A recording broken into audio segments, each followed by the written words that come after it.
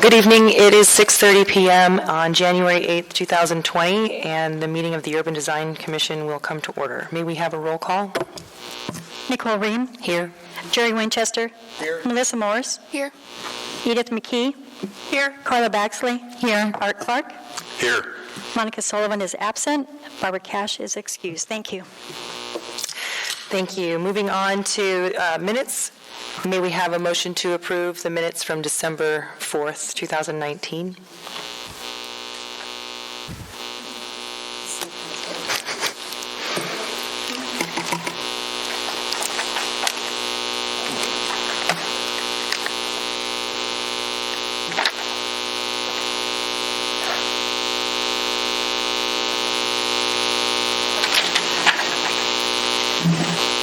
Okay, we have a motion from Commissioner Baxley and a second from Commissioner McKee. Are there any objections or corrections to the minutes being approved? Seeing none, the minutes are approved. Moving on to the special order of business, are there any disclosures this evening?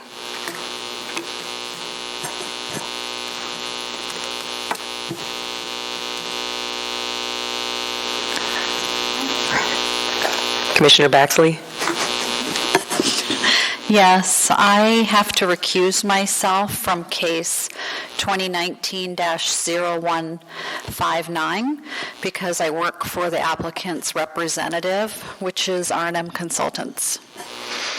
Thank you, Commissioner Baxley.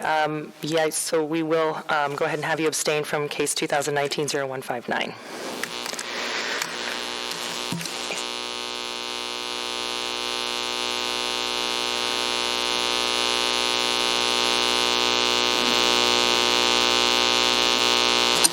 Okay, moving on to the next item on the agenda. It looks like we're moving down to public hearings. So I will go ahead and read the procedure by which public may speak to the Urban Design Commission at its meeting. The procedure by which the public may speak to the Urban Design Commission is as follows. 1, after the staff presentation is completed on public hearing items, the chair will ask for the public testimony on the issue. 2, persons who wish to testify will follow the time limits established in the Urban Design Commission rules of procedure. 2A, petitioners, including all of his or her representatives, are given 10 minutes. Rebuttal by the petitioner may be allowed when there's time reserved. 2B, representatives of groups such as community councils, PTAs, are given 5 minutes. And 2C, individuals are given 3 minutes.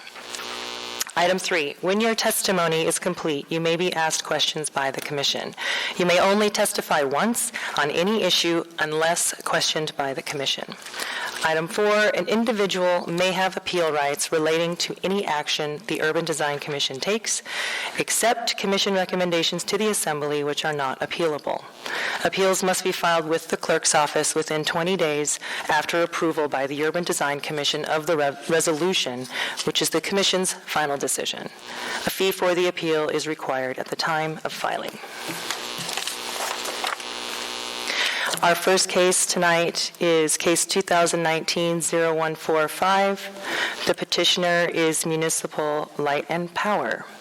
May we have staff's presentation? Thank you.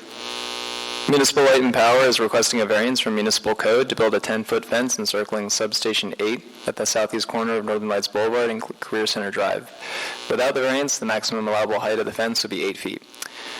The primary rationales for the height increase are to provide increased security for the substation, retain design consistency with other LMP substations, and conform to the standards of the National Electrical Safety Code. For comments, agency comments are included in attachment number 3, but no substantive comments are received. Public comments, the University Area Community Council did not object to the variance. Looking at the standards, Standard A, the standard is substantially met. The proposed fence will be similar to the existing fence design, which features wooden slats that blend in with the surrounding open spaces.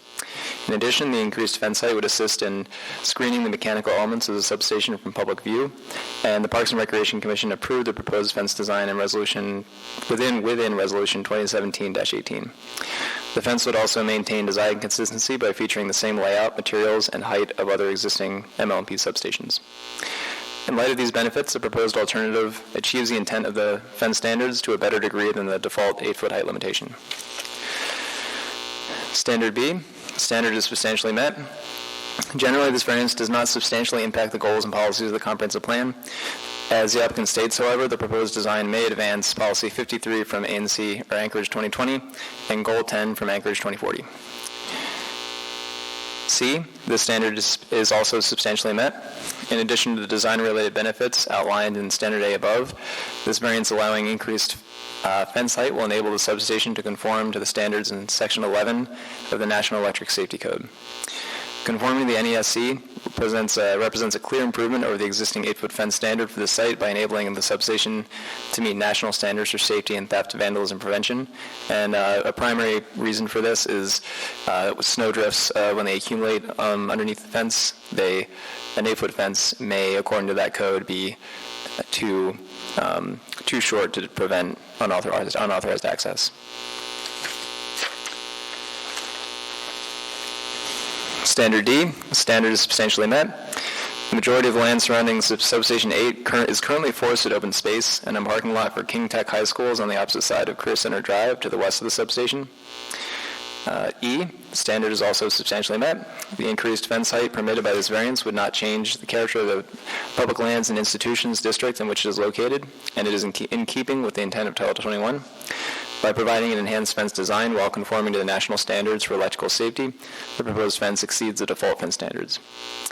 F is substantially met. As noted in the application, the substation is an unmanned facility and therefore the standard does not apply.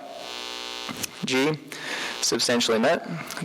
This variance would actually enhance the health, safety, and welfare of the people in the municipality by conforming to electrical safety standards that reduce the likelihood of theft, vandalism, injury, or power interruptions.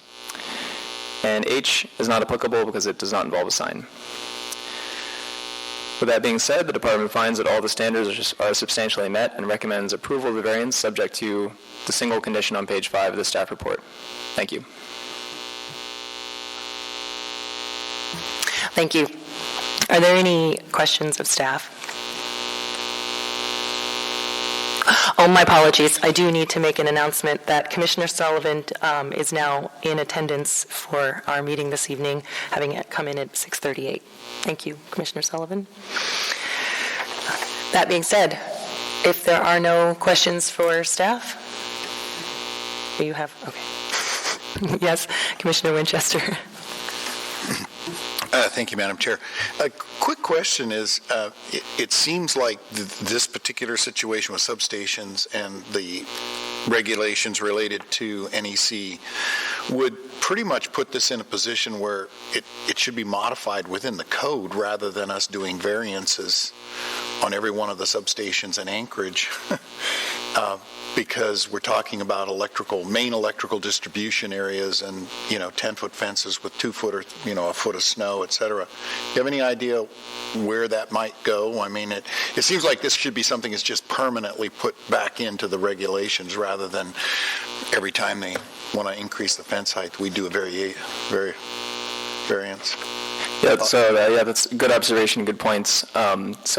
What the main issue here is actually that it's within the front setback, or one of the setbacks. So if it were actually behind the setback, it could be a higher height. So it's only coming before the commission because it's within.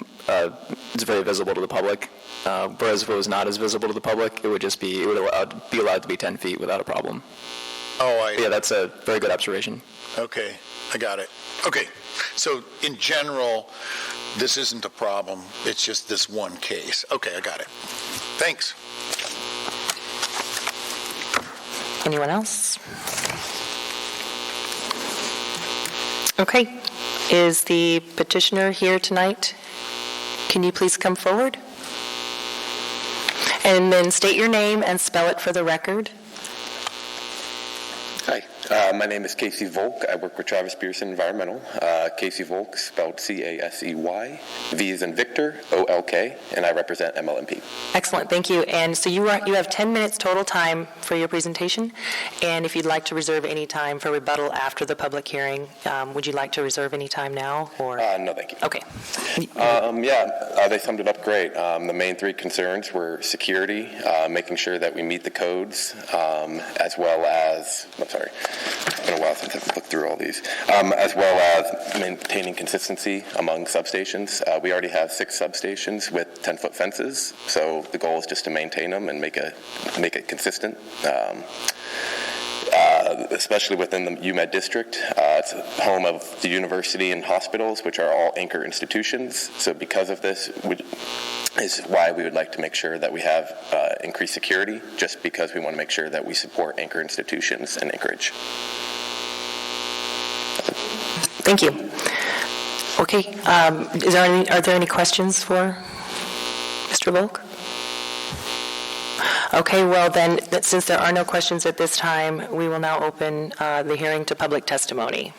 So if there's anyone in here wishing to come forward and speak on behalf of the project, come now. Looks like there's no one here to speak.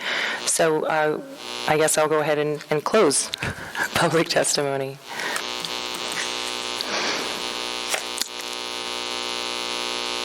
I don't think so. Okay.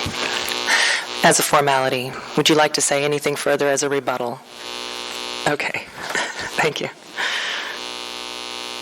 Okay, well, in that case, since the public hearing is closed, may we have a motion?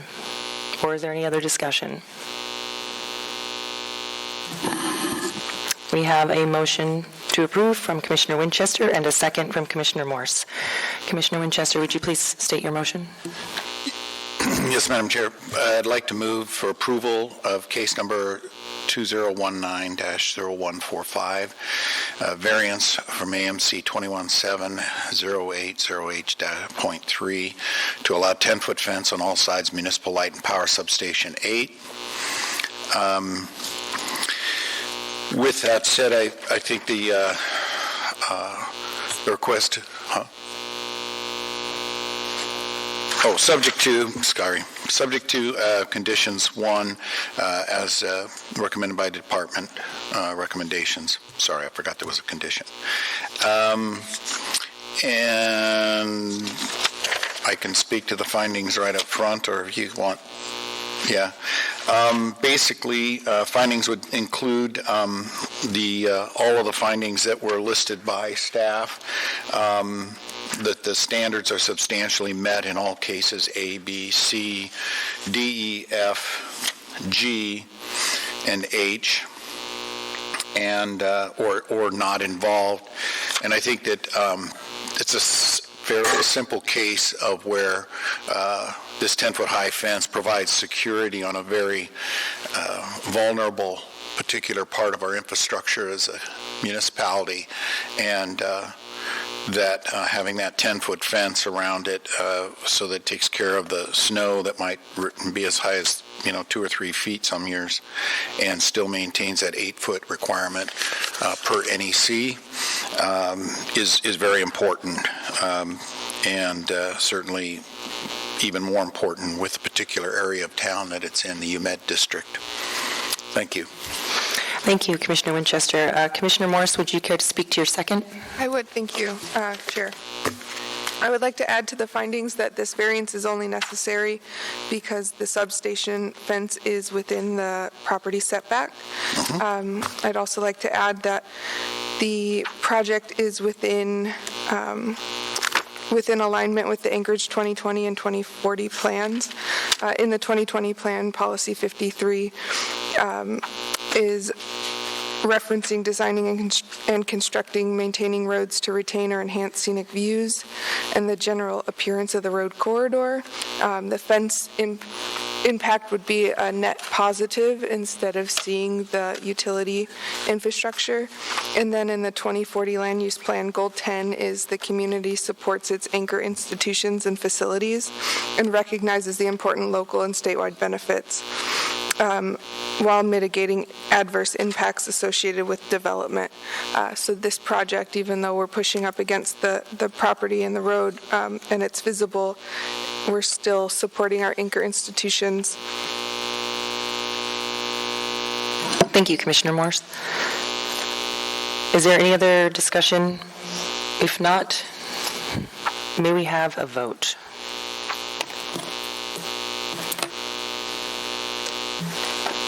Motion passes. Thank you. Moving on to the second case on the public hearing agenda tonight is case 2019-0155. Petitioner is the Panda Restaurant Group Incorporated. May we have the staff's presentation? Thank you, Madam Chair. The Panda Restaurant Group is requesting an amendment to an existing major site plan for a large commercial retail establishment. This is to add a secondary building to the site. The building will be a 2,686 square foot Panda Express restaurant. Improvements associated with the new building include parking lot perimeter and interior landscaping to bring the whole site closer to conformance with current site design requirements for large retail establishments. The approval criteria, 1, for major site plan reviews, the standard is met. The commercial site has been in existence since 1981 and is considered to have an approved de facto major site plan because it was built prior to the adoption of these regulations. The site has non-conforming characteristics to use, like landscaping and well, I guess it's primarily landscaping in this case. The proposed site plan will move the site closer to conformance with current Title 21 standards. Approval criteria 2, for major site plan reviews, the standard is met. The zoning allows restaurants. The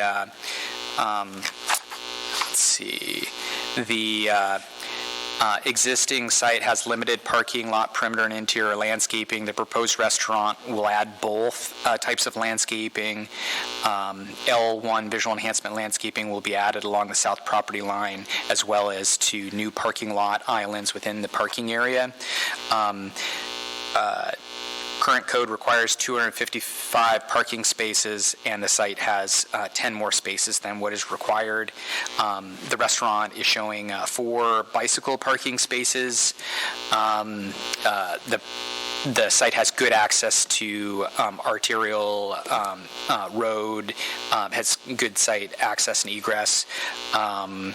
They are providing a community space on the side of the restaurant, the west side of the restaurant. The restaurant is well designed and meets all of the architectural requirements. Approval criteria 3, the standard is met. This is not anticipated to create any adverse impact on surrounding businesses and other uses. Approval criteria 4, the last one, is also met.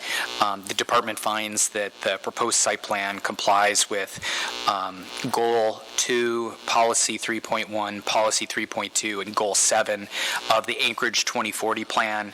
Therefore, the department is recommending approval of this major site plan review subject to conditions 1 through 5 on pages 11 and 12 of your packet. I'd be happy to answer any questions. Thank you. Thank you.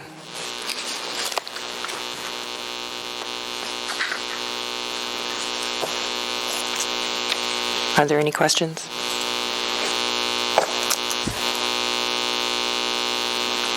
Commissioner Morse? Question for staff. Just looking at the site plan, there's no pedestrian circulation as far as designated markings from the front of the building, from the front doors to the parking areas. Was that discussed at all with the petitioner? Or is there any concern there for the on-site pedestrian circulation? Through the chair, Ms. Morris, yes. So when this mall was built, that was not a requirement. That requirement came into effect in 2012 the adoption of our current zoning code, and the site doesn't have it and is not providing the site is providing a pedestrian walkway, a clear and unobstructed pedestrian walkway conforming to code from Diamond Boulevard to the restaurant, but not all the way to the main mall building at the back of the property. To answer your question directly, we discussed this at length. The applicant struggled with trying to provide that. It was something that the traffic department and the planning department, really rigorously scrutinized and discussed with the applicant. But because of the, adding a new building to a parking area, it just is not possible to provide that without coming at a cost of other site design items. So it was a challenge to add it when it doesn't exist, and it really isn't possible to do, and they're not required to do it by code in this instance. Thank you. Thank you.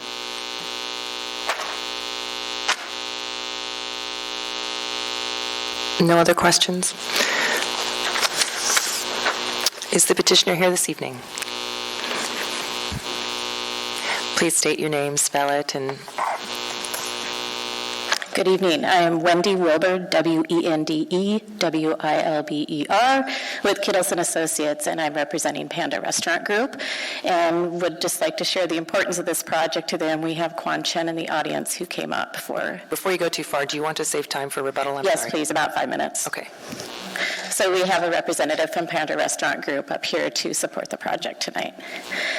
So Francis, as always, did a really good staff report. I won't go over everything again, but I do just want to touch on a few things.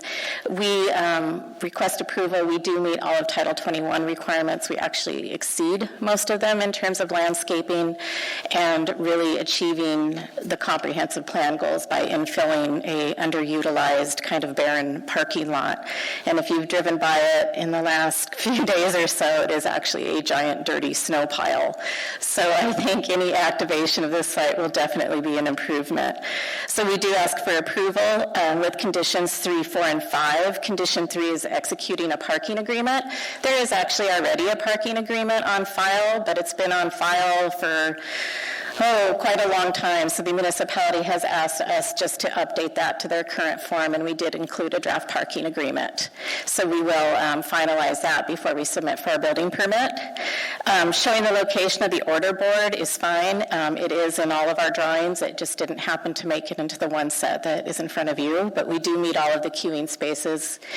And then showing compliance with the walkway clear width, and that would be the walkway in front of the restaurant. We have 20-foot parking stalls, and we have a 6-foot sidewalk there. And with the 2-foot overhang, traffic has asked us to go ahead and widen that sidewalk. So we will add a foot to the sidewalk so that we always have that clear width, and so that's not a problem.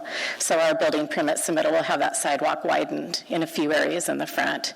And just as a note, that front sidewalk is heated. And then I did also want to just touch base a little bit on providing the full pedestrian access to the principal building. Per code, we're not required to do anything that would take us out of compliance with other Title 21 requirements. And by providing that sidewalk all the way from Diamond to the principal building, it would take parking out of compliance on these sites. We would simply lose too many parking spaces.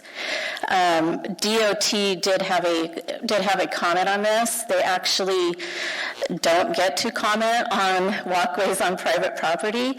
It's a kind of a misunderstood. Diamond Center Boulevard is not a public right-of-way. So once you get just a little bit past that traffic signal, that is actually private property on both sides. It's a shared access agreement between properties. That is not a through road, it is not municipal right-of-way, and it is not DOT right-of-way. So that is actually interior landscaping along there as well. So we're extending that sidewalk would not be extending it down a municipal right-of-way, and additionally, that would encourage people to cut through onto private property to use that as a pass-through. So we are not going to provide that additional pedestrian access. So I think the only other thing that we really do add with this project, which I think is good for this site, is that community space. We actually add about 2,500 square feet of community space, exceed Title 21 there. And that's pretty challenging to do on these retrofit projects, and especially the way that this building's constructed. So I feel like we really came up with a lot of compromises.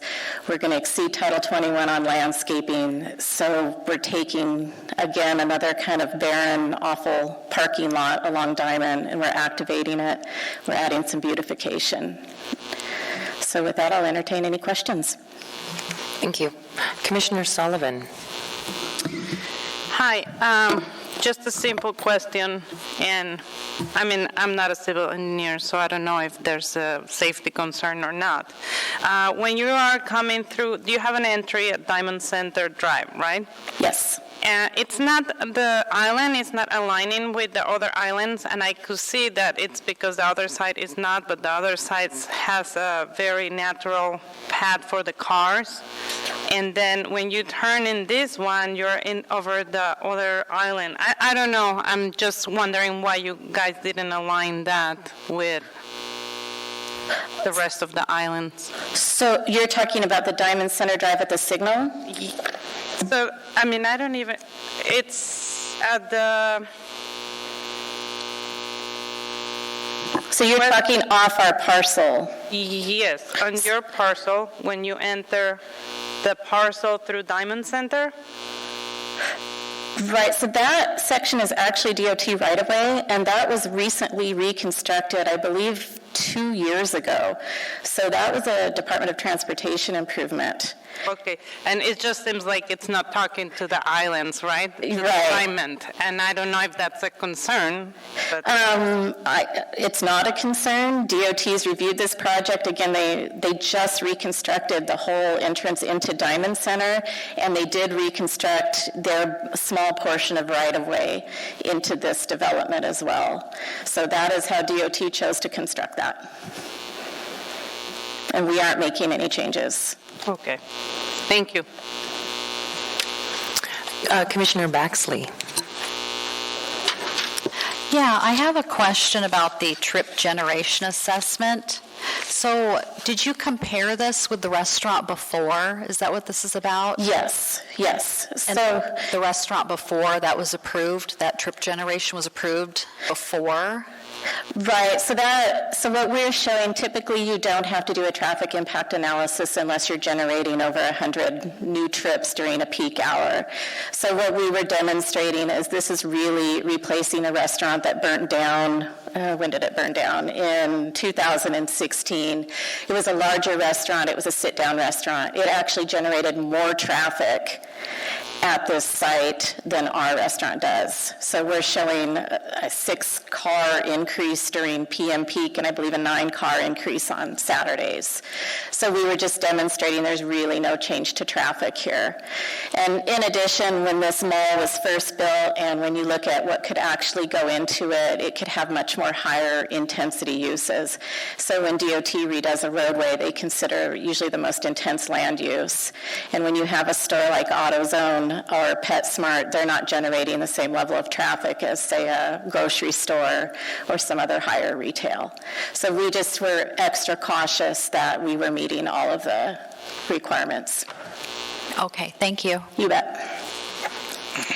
Commissioner McKee. Hi, I just have a couple of questions. I think it's great that you're bringing it further into conformity, but I have a question. So the pedestrian area on the west side is ADA accessible, I'm assuming? On the west side of? The new building, the community area. Yes. And then I had a question because it looks like the ADA accessible parking is located, could it be relocated so it's closer to the main entrance, or is there a reason why it's located by the other entrance? the primary entrance is more on the east side of the building, but the ADA accessible parking is kind of located closer to the west end of the building? That is correct. So we can take a look at that. And then the other comment or / question was that the community area is on the west side of the building, and the west side of the building is the side that has no weather protection offered. Well, in terms of community space, I don't think that this would be used in the winter as an outdoor community space, and we're not required to provide any kind of weather protection for there. Okay. Our building does have canopies and heated sidewalks. The sidewalk is heated all the way down, so it is easy to get back and forth, but I don't imagine that this community space would be used in the winter. Okay. And there are also security reasons, if we start covering it or providing shelter, unfortunately, we also attract things that we may not want to attract. So there is some balance of keeping it open and visible for security reasons. And then regarding the ADA stalls, I would just, if that does become a condition, I'd like that to be resolved with traffic to make sure we work with them and come up with an optimal solution.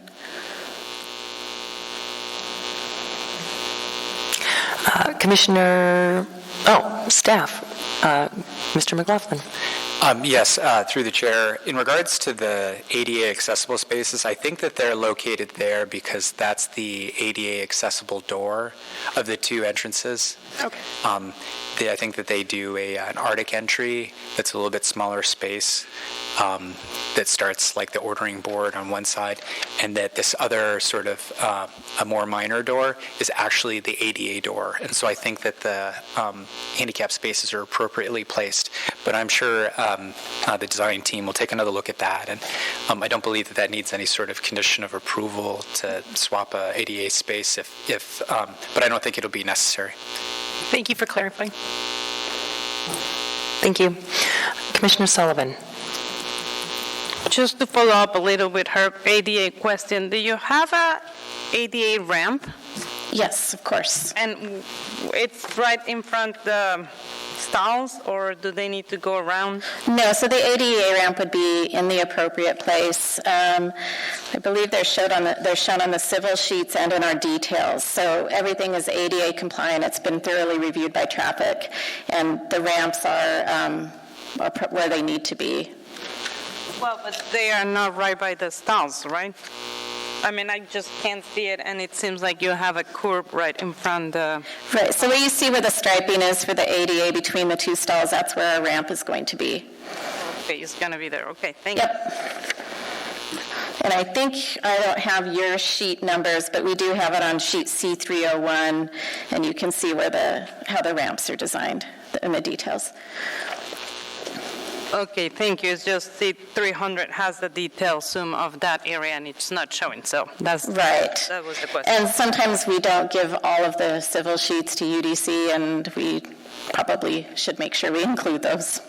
Thank you. Can I ask a possibly dumb question about that? Of course. So, between the two stalls, you're saying is where the ramp is, the ADA ramp? Mm-hmm. So if for some reason someone was in a wheelchair and got out on the driver's side of that stall that's on the east side, they would have to go around their vehicle behind? That is the standard design for the ADA parking. That's unfortunate, but understood. Thank you. That was my question. Thank you. Yeah. Are there any other questions of the petitioner?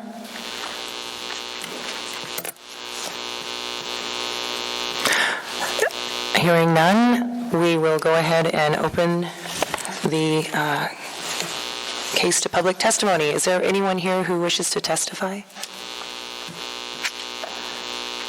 No one wishes to testify. Okay. Is there any?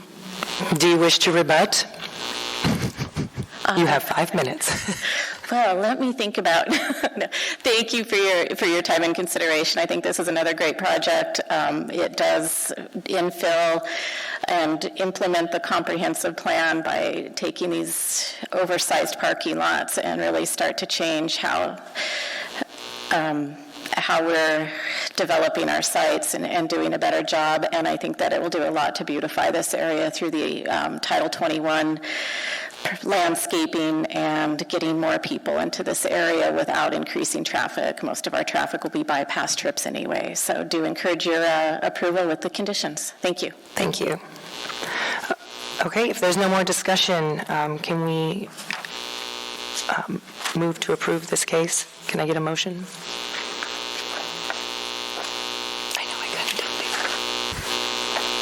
We have a motion to move. Commissioner Baxley moves to approve. I'm losing my speaking ability. And Commissioner Winchester is second. Commissioner Baxley, can you please state your motion? Yes, I move to approve this case subject to staff's findings on pages 2 through 11 are met subject to, or staff's findings found that these standards were met subject to the following conditions that are listed on pages 11 and 12. And I think you guys did a really good job meeting these standards and going above and beyond and providing a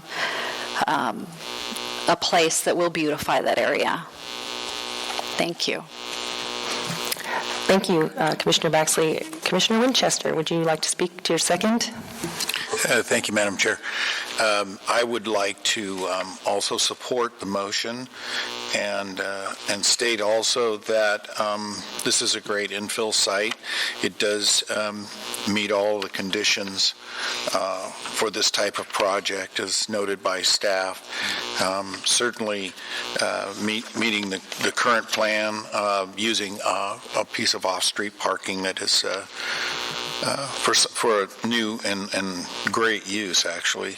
I also would like to mention that the design appears to do a great job of combining parking and sort of dealing with all the pedestrian issues and Diamond Boulevard issues, which are unique in their own way, as we all know, or most of us do. And certainly encouraging pedestrian use at that area is what we all want to do, but at the same time encouraging development that fills these large parking lots is what's just as important. And I think there's certainly ways that pedestrians can find their way from Diamond Boulevard to those stores behind in a safe manner. I just want to address the ADA issue. I think you've done a great job, using current standards of dealing with that, and I certainly think the ADA being associated with what appears to be the rear entrance, but when you look at the architectural plans on the inside, it's really equal distance from the serving counter, so there's really no difference between those two entrances other than one has an Arctic entry, which is difficult for ADA personnel to access. So I think using that rear entrance for that particular purpose is a really good idea. I just want to also state that I think that it meets all the requirements of Title 21 and the goals and the policies that we've developed as a municipality for these types of infill developments. Thank you very much. Thank you, Commissioner Winchester. Commissioner Morse. Thank you, Chair. I would like to add that the development of this restaurant is adding to bring a current non-conforming site into more compliance with the added landscaping along Diamond Boulevard. Thank you. If there's no more discussion, can I get a vote?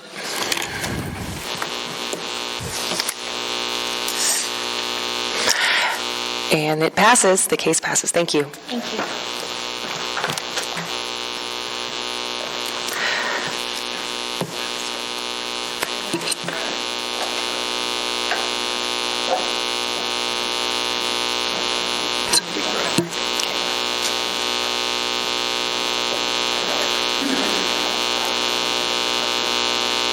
Okay, we're moving on to our third case tonight.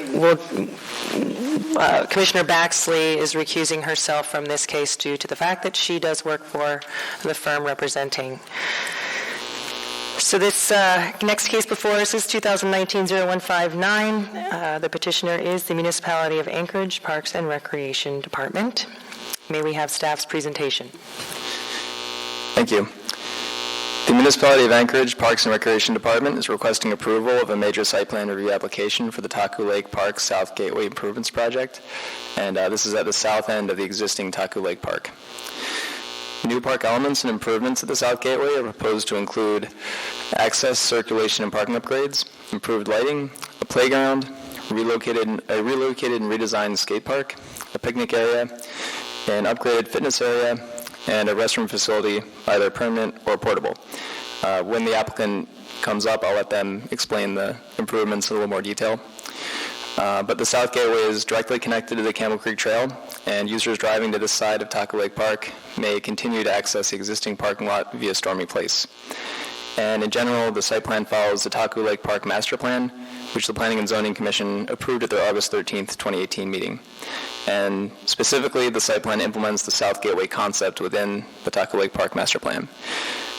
Figures 1 through 3 on pages 2, 3, and 4 of the staff report offered a visualization that the Parks Department created for the master plan itself, and then how the current proposed site plan is implementing that plan.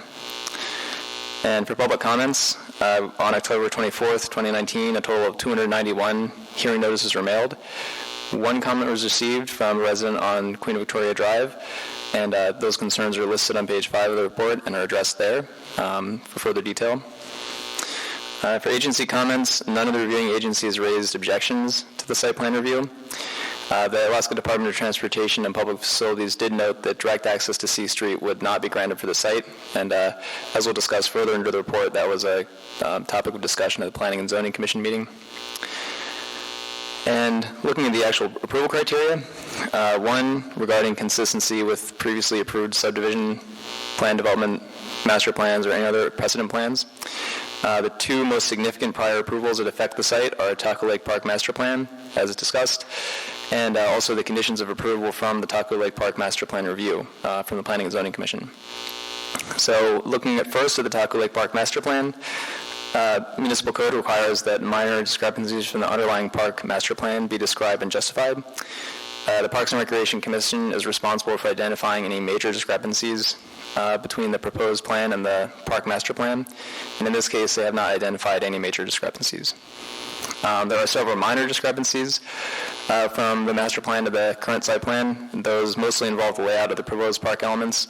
So, for example, changes to the locations of the skate park and playground, changes to the location of the grill and picnic area, changes to the location of the fitness area, removal of the basketball court, although as it may be added in the future, changes to trail alignments. So mostly the layout of the different elements, not necessarily the intent. And the applicant states that the majority of these changes were made due to geotechnical constraints that were not able to be identified until this stage of the project. And in general, the proposed site plan has also maintained the intent of the Taku Lake Park Master Plan. Further, the Parks and Recreation Commission has not identified any major discrepancies as stated. Therefore, it can be considered consistent with the underlying Taku Lake Park Master Plan. And the second element, the conditions of Planning and Zoning Commission approval from 2018. A brief summary of that meeting: the Taku Lake Park Master Plan was approved at the Planning and Zoning Commission on August 13th, 2018. The Commission discussed safety and security concerns due to concerns raised at the meeting, in addition to potential supplemental access to the parking lot from C Street, and this is the parking lot off Stormy Place. After several residents from Stormy Place testified that they believe their local street would be unsuited to the vehicle traffic demands of the new and upgraded park facilities. So I'm just going to go over really quick the conditions of approval and kind of the status from then to now. First, condition from that review: this approval is subject to the application and plan submitted and on file with the Planning Department. And as mentioned above, the proposed site plan is consistent with the master plan. 2, verify with the traffic engineer that the required parking spaces are provided on site. The Traffic Department submitted comments stating that it meets all Title 21 requirements, so that has been met. Number 3, New soft surface trails should not be any closer than 25 feet from the current stream bank.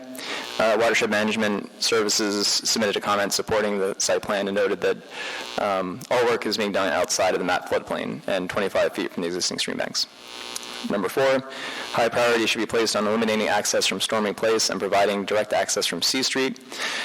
And as noted before in agency comments, the Alaska Department of Transportation and Public Facilities submitted a comment stating that no access under any circumstances would be allowed to C Street from the parking lot, so that option is effectively off the table.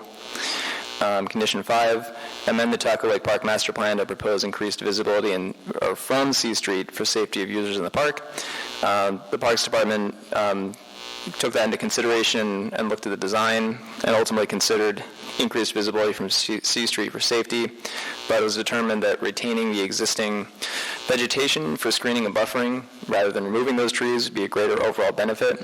And also there was a significant grade change that would limit visibility from C Street into the park even if that vegetation was cleared. So they didn't deem that that was appropriate. And so moving on to condition number 2 regarding development and design standards, there's an overview on pages 7 to 8 of the staff report, and the site plan that's in front of you complies with all of the relevant standards in Title 21.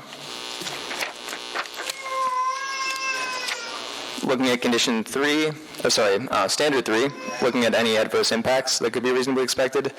As kind of discussed a little bit before, the primary potential adverse impact would be to the residential properties in the R5 low-density residential district to the south, through which vehicles accessing the park will traverse via Stormy Place, which is a local street. However, this access does exist today, and residents of Stormy Place raise concerns about the additional traffic potential for their street that could result from the new and upgraded park facilities at the South Gateway. While the Parks and Recreation Department has attempted to address the potential impacts by retaining existing vegetation, not expanding these existing parking lots, so keeping the existing number of stalls and not making an opportunity for more vehicles to park there, and minimizing off-site light pollution, Stormy Place was really the only feasible option for vehicle access to this part of Taku Lake Park, given the lack of other access opportunities. However, Stormy Place is also by no means the only access point. The Campbell Creek Trail provides direct non-motorized access to the South Gateway from both the north and the south. And there's also another parking lot on the north side off King Street, so it's not by no means the only point of access. Finally, standard 4, looking at consistency with the comprehensive plan. And as detailed in pages 8 and 9 of the staff report, the plan is consistent with the Anchorage Bowl Park Natural Resource and Recreation Facility Plan, the Area-Wide Trails Plan, the Anchorage Bicycle Plan, Anchorage 2020, and Anchorage 2040. And considering the above, the department recommends approval of the proposed site plan subject to the single condition on page 10. Thank you. Thank you. It looks like we do have a question for staff. Commissioner Sullivan? Yeah, I'm just looking. So there was no possible access to the parking lot from C Street, and so we are kind of going from Diamond and we're turning into this like little residential street. And then you get to the park, and the park is like great work. It looks amazing. It's well connected to the trails. But the street is kind of forgotten. Like, there's no and I know there's like budgets and scope, but it seems like if at least they have a pedestrian walkway to get to the park or a safer way. I mean, we're increasing the traffic, and there's no sidewalks in that little street. It's like the abandoned street where everyone is going to access. So I'm wondering if there's been talks about updating that street or safety for that street. Yeah, it's a good point, and it was definitely a topic of conversation at the Planning and Zoning Commission meeting in terms of the local street being the access point for an expanded park facility. I'm not sure about any plans currently to upgrade that street. It's a local street, and upgrading it would probably take a lot of right-of-way from existing properties, which would also be a negative impact to the owners there if there was right-of-way that was additional to what exists. And I guess I'll let the Parks and Recreation Department talk a little more about because there is some buffer landscaping that they're putting in and actually retaining some vegetation to try to screen the parking lot from that street as much as possible. But, there is the reality that, yes, there's going to be potentially more traffic going in. But again, that access does exist today, and, the park is not really changing classification or designation. It's still, it has always been and will still be intended for kind of local neighborhood access. Thank you. Looks like we have another question from Commissioner McKee. I just wanted to clarify under standard item number 21.06 dimensional standards, the proposed site plan does not contain any structures. So might seem like a stupid clarification, but that the skate park and the bathrooms don't qualify as structures.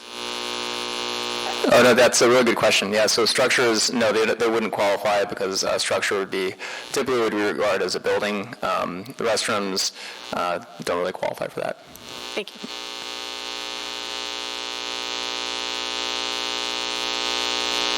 Looks like there are no further questions for the staff. So is the petitioner here? Please state your name, spell it, and then let me know if you want any of your 10 minutes for rebuttal. Awesome. My name is Taryn Olesen-Yell, first name Taryn, last name Oleson-Yelle. Do you need me to repeat that? I'm sorry. Your height is taking up. I think you can does she need to restate that? Okay, you're fine. Okay, great. And I would like to reserve 4 minutes for rebuttal as well. Thanks. Thank you. So first of all, I'd like to thank the Commission for hearing this case today and for planning staff for such a thorough review of our case. I think a lot of the key points of concern with the Planning and Zoning Commission have been addressed, and I'd just like to thank you for your support and recommendation for approval. Before I get into talking about the recommendations more specifically, in response to Commissioner Sullivan's question regarding Stormy Place and that road being upgraded, the Traffic Department actually had a discussion with the Parks and Recreation Department following the Planning and Zoning Commission hearing, and they also recommended that the Community Council, the Taku Community Council, be the one to bring forth those roadway improvements. And we've encouraged them to include that on their capital improvements project list. And at the end of the day, the Parks and Recreation Department can only effect change on their property. But the use is staying the same, and we're not expanding the parking lot, so those have been our primary mitigation tools for increased traffic on that street. All right, so kind of not to repeat too much of what Colin said in his staff report, but we are directly implementing recommendations that were made in the 2018 approved master plan. So the South Gateway improvements was one of the short-term priority projects, and it's really because the facilities that exist there now are just underutilized, primarily because the facilities aren't up to standard anymore. They're small, they're outdated, and actually the playground that used to exist in the South Gateway was burned down in 2014 by arson, and that playground facility has not been replaced. So this is kind of one big overhaul of that area, and the South Gateway is intended to be the most active part of Taku Lake Park, and right now it is extremely underutilized because those facilities, again, just are not meeting the needs. So the three major improvements that we're doing is the addition of a skate park, which we're very excited about. One of our 2 community meetings for this design phase of the project was specifically for the skate park. So we worked with some local businesses and the community that skates, we know that they skate, and asked them what they would want to see in this park. So almost all the features in that skate park design came directly from users in our community, which is very unique. We also have some branding in that skate park, so we're incorporating some public art. There's going to be a whale tail extension off of the bowl to kind of brand it and give it an Alaska flair, as well as a North Star being embedded into that concrete design. The playground is also something we're very excited about and proud of. So it is significantly larger than the master plan design listed, but again, we had to change the locations of the skate park and the playground due to geotechnical considerations. The soils under the skate park just would not, where the skate park was intended to be in the master plan, just were not stable enough to support a giant concrete bowl, which is what we would need. And it just wasn't the smart move maintenance-wise in the long term, because frost susceptibility was taken into consideration, and we're trying to mitigate that as much as possible so that park will last as long as it can.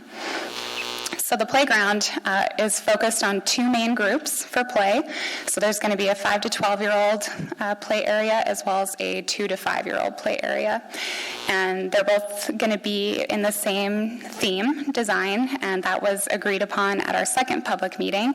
So it's going to take on kind of a birch theme and pulling on the natural environment a little bit, which is something the rest of the community loves about Taku Lake Park to the north, is the natural feel. So we're trying to bring that into this developed area of Taku Lake Park. Special consideration has gone into assuring that that play area is completely accessible for all ages and abilities. So a combination of stairs and ramps and different types of play have been taken into consideration to ensure that parents can see their children at any stage on the playground, that caregivers and elderly people can still access and play with their kids, even if they have mobility considerations. And so we're very proud and excited for this 100% inclusive play space. Another big consideration that the design team spent a lot of time on was the separation and how those two spaces, so the skate park and the playground, were going to interact with each other. And we've kind of mitigated potential user conflict by keeping the more difficult, advanced skating area, so where people are moving faster, maybe not looking around quite as much and completing more complicated maneuvers. We've kept that on the far end of the skate park. And then as you approach the playground, your grade actually changes significantly enough where it would force people using the skate park to slow down and actually flatten out. So the lower skill level challenges or features of the skate park are the closest to that multi-use pathway and the playground. And further, we've given considerable grade separations in between the skate park, multi-use pathway, and the playground to help, again, mitigate that concern. Finally, the adult play equipment, or the adult fitness station, currently is located significantly closer to the parking lot, and we're proposing moving that over to the Campbell Creek Greenbelt area. And the reason that we're doing that is because right now it's just not very visible to a lot of users, and we're hoping that bringing it closer to the multi-use pathway, we can capture commuters and other recreators, people going on a run or a ski, who can stop and use that feature. So I think with that, the last thing to talk about is funding. It is definitely a big money project, but we've been building funding since 2016 when the master plan started, and we're still growing that funding source. We're very excited most recently since this application was submitted. I think your time is up, but Can I keep? you can finish your... Perfect. Yeah. Thank you. Most recently, since we've submitted this application, we have actually been awarded 2 more grants, one from the Tony Hawk Association to support the skate park, and one from AARP, and they are now sponsoring the adult fitness station. So we're very proud to be bringing forth a project that has such a wide array of public and private partnerships and funders, and it's not very often I get to stand here and say we have Tony Hawk and AARP funding the same project. So, yeah, thank you for your support, and we're here for questions. Excellent. I yield my time. Thank you. We do have a couple of questions. Commissioner Sullivan. I have a couple questions myself. Can you explain a little of like ADA circulation? I see a ramp towards the equipment, the kids' playground, but then do you have access to the skate park? I mean, how do the ADA access works on the side? Yeah, that's a great question. The main ramp to that upper level of the playground is the one you're seeing that's on the western edge, and then that multi-use pathway actually continues all the way around and connects that side of the skate park as well. The center pathway that you see accessed from the west side of the parking lot, there are stairs, but again, that ramp is the thing that's going to go all the way around. Yeah, I mean, that's unfortunate. If someone wants to get to the skate park, they need to go all the way around. But that's, you still have access. Another of my questions is, could you talk a little about snow storage and the parking lot is existing, right? So you're just building the culvert around, the curb around the parking. Yes, That's correct. the only thing that you're doing. Okay, and then I'm not sure, maybe some of my civil peers here will talk about, does it necessary that they upgrade the curb in the middle? And I don't know what's the middle area, maybe you're using it for drainage or? Of the parking lot? Yes. It's currently vegetated, yes, and it does collect rainwater and is serving that purpose. So it's not required to have the culvert around, upgrade culvert? I'm not sure if the code requires, I'm not a civil engineer, but. I don't believe it does for the interior parking lot landscaping, but we will be doing drainage upgrades for the sidewalk that's going all the way around the perimeter. Okay, thank you. Commissioner McKee. Hi. I really love the design of the park. I think it's fantastic. So with the skate park, what are you doing to address drainage? So is there... Yeah, that's a great question. So drainage was taken into consideration for the skate park, especially because we live in such a cold climate, and right now the last thing we want is water to be collecting and freezing in some of those features. So there is a drain in the center of the bowl that everything is being directed to, and that does outfall underneath the skate park through a storm drain. And follows the rest of the drainage pattern to what is the northwest of the park. Thank you. And that connects to an existing storm drain system, or does it outfall into an LID system? Outfalls into an LID and mostly just existing vegetation. Okay. Commissioner Morse? Thank you, Chair. My question is in regard to the master plan and then the outcoming design. There were some items included in the master plan that are not in the design. Are there future plans to include those items? Yeah, there are. That's a great question. So the basketball court is a great example. And that discussion in the master plan came out of what's happening with the tennis courts that exist there right now. And we're actually not doing any improvements in this phase to those tennis courts. So that is not by any means off the table, but just for a future phase of design, as well as the pavilion, which is actually out well beyond the limits of this current phase. It's actually north of the the Campbell Creek Trail, and on the other side of a lawn. And in terms of budgeting, we just wanted to focus more on this direct access. But yes, it is under consideration for future phases. I think to clarify for the rest of the commissioners, there was a basketball court shown on this South Gateway master plan. There's a couple smaller play areas and a pavilion on the south side, not just the existing one to upgrade later. It's interesting that they're not included in some sort of design master plan, but it's nice to hear that they are. There is future phases. Yeah, and I think just to add to that as well, the pavilion that was shown in the master plan that was really close to this area that we're proposing improvements for right now, that was also remedied because we got that geotechnical report back, and the soils where the playground are, we're just not confident that it would support the concrete slab in a structure that the pavilion would require in that area. So that was one more reason why we're going to focus our attention to the existing pavilion and upgrading that in a future phase. Thank you. Thank you. It looks like there's no more questions. Is there anyone here that will open the public testimony? Is there anyone here who would like to speak? Oh. Hi. Can you please state your name and spell it for the record? Jacqueline LaFrance, Jacqueline, LAFRANCE.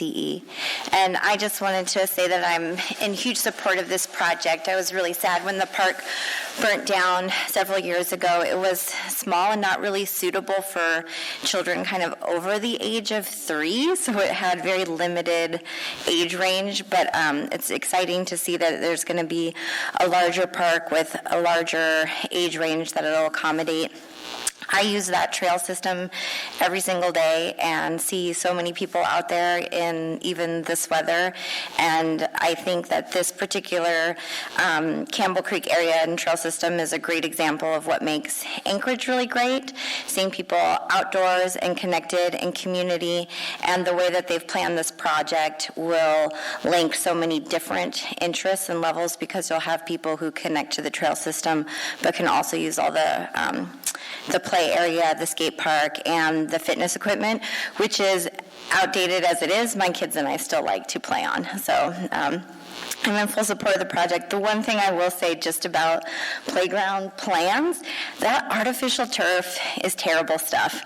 It's just not even really fun to play on either. Like getting a good running start for tag or anything like that, it's almost like a false giveaway under your feet. I know it's safer if you happen to fall, but personally I think it's terrible. So like just for other planning purposes.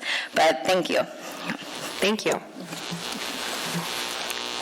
Is there anyone else here who would like to speak?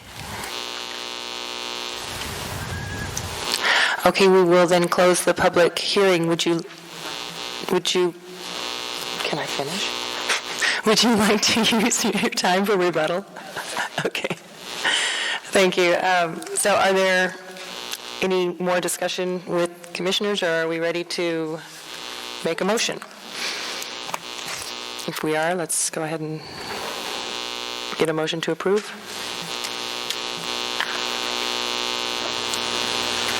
I have a motion to approve from Commissioner McKee and a second from Commissioner Winchester. Commissioner McKee, would you please state your motion?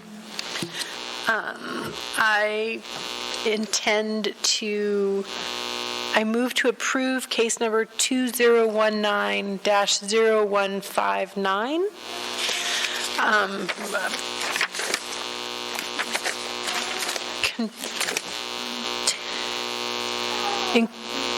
Subject to department recommendation number 1. I intend to approve the motion because the plan is in alignment with a multitude of the objectives and policies of the comprehensive plan, including the Anchorage Bowl Park, the area-wide trails plan, the Anchorage Bicycle Plan, the Anchorage 2020 Anchorage Bowl Comprehensive Plan, the Anchorage 2040 Land Use Plan. The park as it's designed meets multiple users' needs. They've also gone above and beyond and provided bike parking facilities, which is not a requirement. And so I think it's really well designed. Thank you. Commissioner Winchester, would you care to speak to your second? Yes, Madam Chair. I will be supporting the motion, and wanted to also add that they've done a really wonderful job of pulling together what is in some ways a difficult site, as brought off by as mentioned by Commissioner Sullivan, with the access issues. And I would just like to reiterate on behalf of the Urban Design Commission that, we are one municipality. So, Parks and Recreation and Public Works and Roads could get together, and solve problems that work for all of our best interest. I think it's we're not working against one another. We should be working together. So, if we're going to develop a park like this, then I think Roads and Public Works needs to get behind, street improvements to meet those same requirements. We can't just sit back and say, that's somebody else's problem. It's really not. It's all of our problem. And it will come back to us to have that street not accessible in a way that's appropriate for the use that we are now creating as a municipality in this park. And that said, I do believe that the You've done a remarkable job of pulling together all the different age groups. I love the public-private joint work on this, that you brought in, private funding for the couple of different sources that a lot of people are supporting that. That's a good case where people are putting their, money where their mouth is, if you will. People are getting behind it with their own money. They're not just saying, oh yeah, I would love to have this, but somebody else's money. So I love that part of it. I think that's a remarkable achievement. I'd like to see more of that, if we could.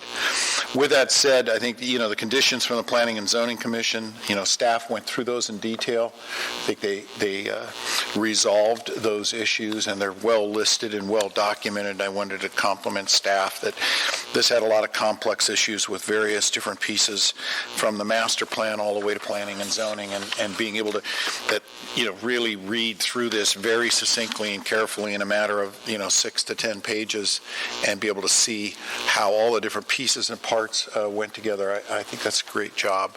So thank you very much for that. It works, and of course it meets the 2020 plan. We've listed the policies. The 2040 plan listed the policies where it meets that plan. So I think each one of those contributes significantly to our ability to really understand and support this. Thank you, Madam Chair.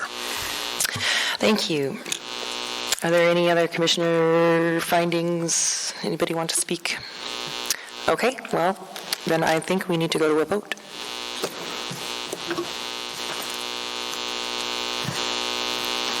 And it passes. Thank you very much.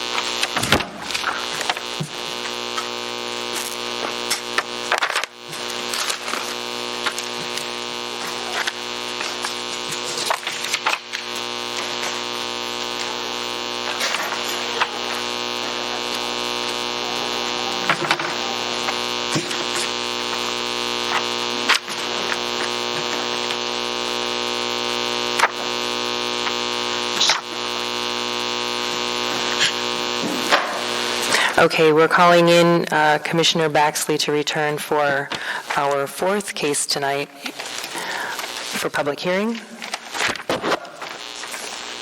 We have case 2019-0162. The petitioner is Cindy Renner, who is the PR for the estate of Daryl Renner. May we have the staff's presentation? Thank you. So Jamar Hill, who is the owner's representative of Cindy Renner, is requesting 2 design variances from the use-specific standards for community centers in municipal code. The variances are intended to facilitate the development of a public indoor baseball practice facility operated by the nonprofit organization Gamers Baseball Alaska. If the variances are approved, an administrative site plan review will also be required prior to the development. So the first variance is from minimum lot area and width, specifically lot area. It's a use-specific standard that requires a minimum lot size of 14,000 square feet for community center use. The lot in question here is 12,824 square feet, or about 9% less than the required 14,000 square feet. And then the second variance is from traffic access requirements. It's a use-specific standard that requires that a community center use abuts a street designated as a collector or grader in the official streets and highways plan, and that traffic access is taken from that street.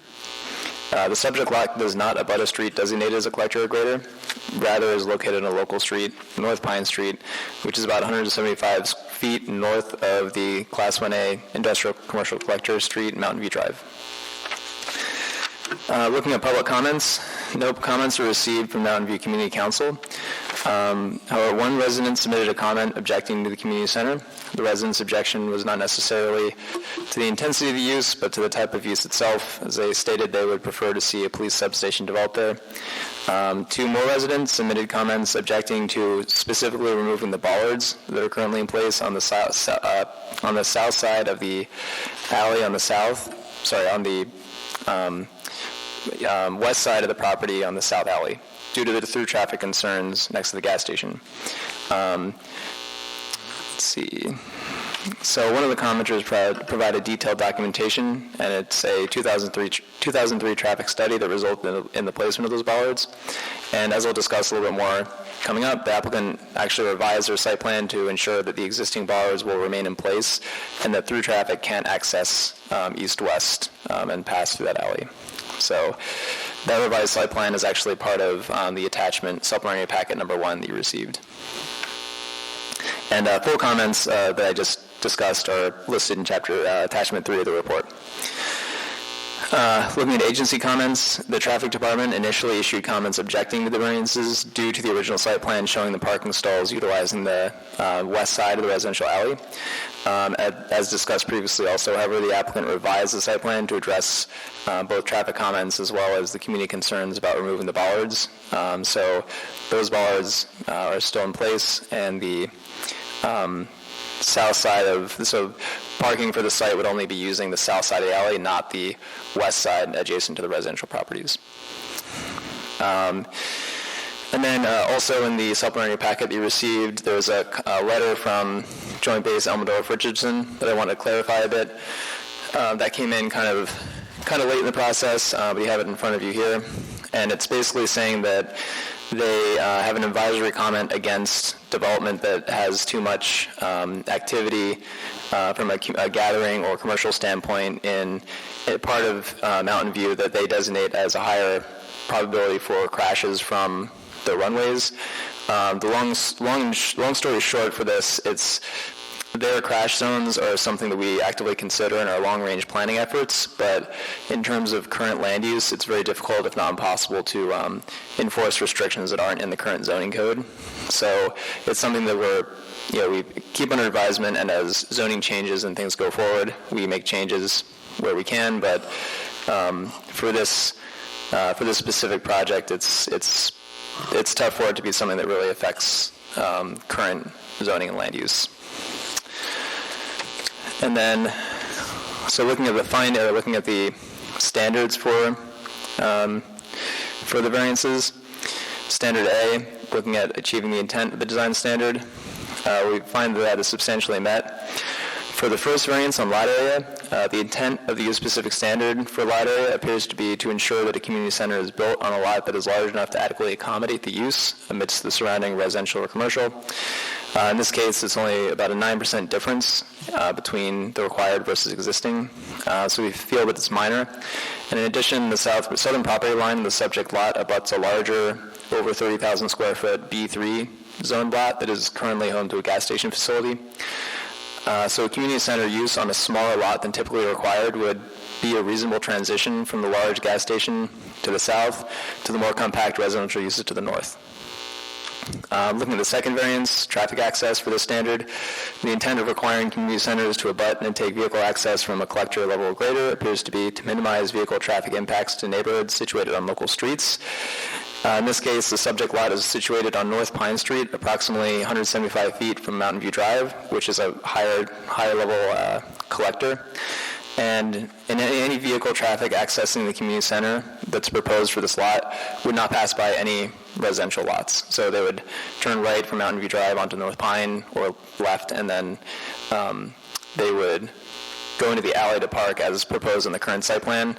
They would only pass the gas station and the park to the east. And standard B, looking at the goals and policies of the comp plan, this standard is also substantially met. Neither of the variances really substantially impact the goals and policies of the comp plan. However, several goals and policies are relevant, and that's as outlined on pages 3 and 4 of the staff report.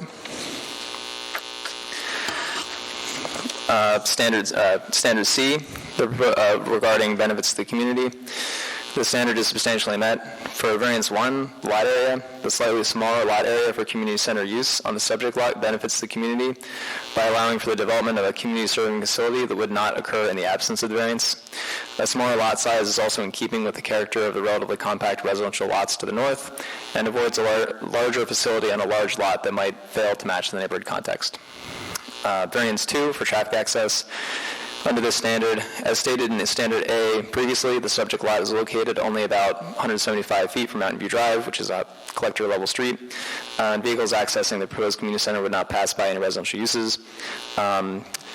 In addition, the local street access could introduce less access-based traffic on Mountain View Drive, so less people stopping on Mountain View Drive to turn and make movements, and that street is actually intended for primarily through traffic. So, finally, that lot is also located in very close proximity to Route 21 bus stop at Mountain View Drive and North Bliss Street, and that has a peak frequency of 30 minutes, which is pretty good bus service, so that would provide good public transportation access to the proposed community center facility for those intending to use that. Standard D, the standard is substantially met. Neither of the variances will adversely affect the use of adjacent property due to the very small difference in lot size and the lot's proximity to an existing gas station, a park, and a collector street. And this ensures that the variances will not result in impacts that differ substantially from what would be allowed in the absence of the variances. Standard E is substantially met. Neither variance would change the character of the zoning district, and they're in keeping with the intent of the code, primarily owing to its proximity to more intense uses as described before. Looking at F, neither variance would preclude access as required by ADA. Standard G is substantially met. The variances would actually benefit the health, safety, and welfare of the people of the municipality by enabling a community center facility that would activate a vacant lot and serve the recreational needs of the community.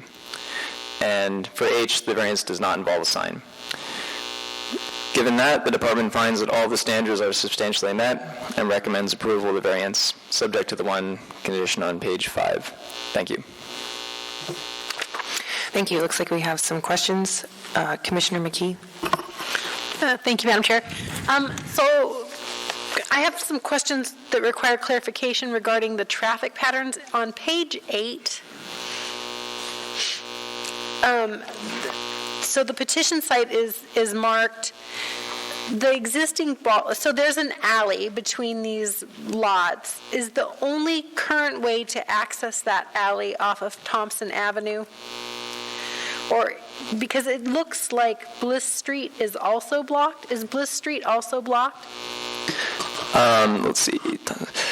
No, so Bliss Street is not blocked. Actually, to clarify, I think the best document to look at would be in Supplementary Packet 1, the site plan that's proposed. If you look at that site plan, you see the alley going east-west, and you see the alley going north-south. And the north-south alley tees at the east-west alley. There's a current set of bollards that prevent access east-west, and that is marked on the site plan, citing existing Jersey barriers and bollards. So from Bliss Street, vehicles can actually go east and then turn north along the residential alley. The purpose of those bollards when they were installed was to prevent traffic from cutting from Pine to Bliss, or from the gas station, I believe, to Pine, and that's what we saw in the comments and the traffic study. So the applicant changed the site plan to make sure that those bollards stay in place, and also that actually a new set of bollards are installed that make sure that people can't cut through the parking lot that's proposed in the new site plan, and that they will not be able to go east-west still. Okay, thank you. Because my question was, I was wondering if people could come down Bliss and then take a right into that alley and then have access to the alley between. Okay. Yeah, they. I think today they can do that. So it's not proposing to make any changes, but I believe, yes, they could go down south on the alley and take a right onto Bliss Street. Okay. And I should note while we're on it that they are proposing 2 parking spots and some bike parking spots on that alley that runs north-south, but the 2 parking spots would be employee parking spots, so there wouldn't be high turnover. It would be maybe a couple trips a day going down there for employees. Thank you. Commissioner Sullivan. A fast question. I did not have access to my Title 21. Would this building need to comply with design standards in a way? I'm unsure. Is there a sign listed, or are you concerned about how the sign will be presented there? Well, I'm just so used to see the design standards and the request of articulation, changing planes, cover entries, and it's just like, I don't see anything. So I'm not sure if because it's in a residential or because the type of building that we are not required to have any of the design standards. That's correct? I'm actually not sure about where the sign standards apply here, but I can, as we're going through the meeting, I'm going to look through this a little bit and look at the applicability, and I can hopefully have an answer for you soon. Okay, thank you. Yep. Commissioner Clark? I was just kind of curious, was there any reason given by J-Bear as why they took so long to respond to this? I didn't get a reason for that. It's actually, I haven't gotten many comments on their cases yet because comments from them on our cases because I haven't dealt with a current land use case in one of their identified crash zones. But no, I did call them and actually just made sure to speak with them about the comment, and they did say that it was advisory, and that, I think they recognize that primarily those crash zones are meant for the longer term land use considerations, but no, I didn't have a reason. It just seems like, through the chair, it just seems like this, it might be a concern, might not, but we don't really have much of a chance, or you guys didn't have much of a chance to respond to it. So anyway, that's all.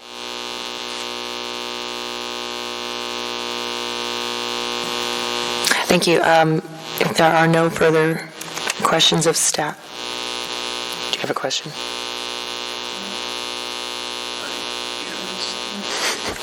Commissioner Winchester. Yeah, just a quick question. So kind of following up on that, I mean, the occupancy of this building is, I know is listed as an A occupancy because of the scenario, but I can't quite find what the actual anticipated, I was looking for the anticipated number of people, but as the type of facility it is, it's not like it's occupied by 200 or 300 people. It's, less than 50. Is that correct? Am I missing something?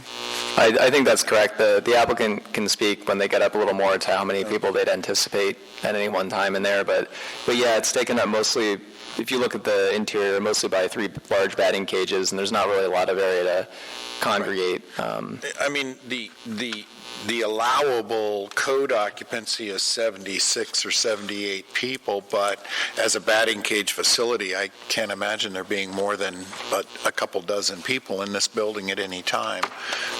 One person batting in each cage, and a couple people there or whatever. So, I guess to some extent, the comments from J-Bear are reflecting a community center, like a assembly space where you're going to put 200 or 300 people in a room versus we really have a facility where it's maybe 20 people.